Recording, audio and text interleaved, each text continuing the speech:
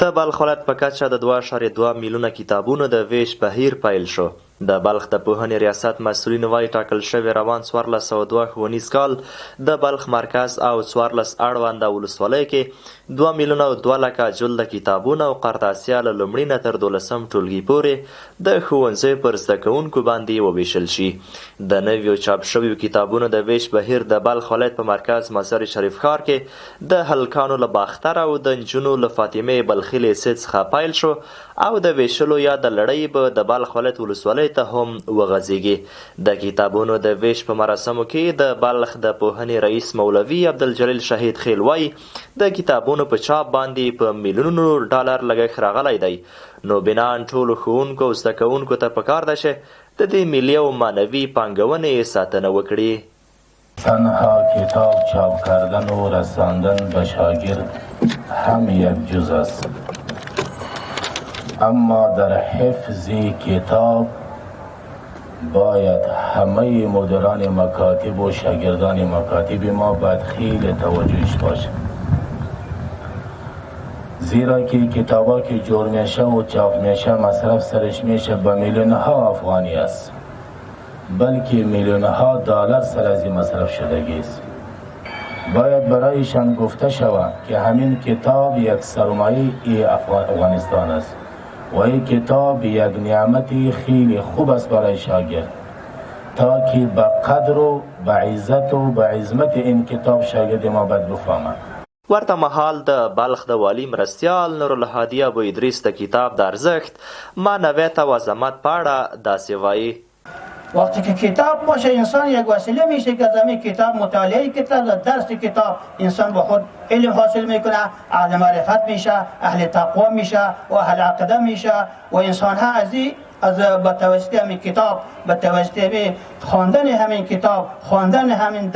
درس قرآن را یاد میگیره، درس حدیث را یاد میگیره، کتاب را یاد میگیره، خود آماده میسازه که انسان یک انسان کامل جور شود.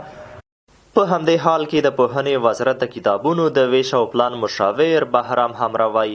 پوهنې وزارت د یونیسف ادارې په مالي ملاتړ او همکارۍ څخه باندې 38 میلیونه کتابونه چاپ کړي چې د هیواد د 19 ولایتونو په ښوونځیو باندې به وویشل شي. به تعداد 38.6 میلیون جلد کتب درسی است به 19 ولایت افغانستان انتقال میگرده که ولایت‌های مشرقی و تمام ولایت‌های سمت شمال در بر میگیره و سهمیه ولایت بلخ به تعداد 2.2 میلیون از پروژه 38.6 میلیون است. بلخ یو شمېر د ښوونځي زده کوونکي د اسلامي امارت له دغه اقدام څخه خوښي څرګندوي او د کتابونو له نوي چاپ څخه یې تود هرکلی وکړ. دوی له مسؤلینو غوښتنه کوي چې پوهنې وزارت دې د ولسوالۍ زده کوونکو ته څو چنده پاملرنه وکړي ترڅو محروم زده کوونکي له ښوونې او روزنې څخه برخمن شي. تشکر میکنیم از ریاست معارف که برای ما کتاب توزیع کردن و کتاب یک طریقه از آموزش می باشه. خیلی ارجمند هستیم و خوش هستیم که از اینکه برای ما کتاب توزیع کرده و بدون کتاب نمیشه ما مطالعه کنیم، آموزش کنیم و پیشرفت کنیم. خیلی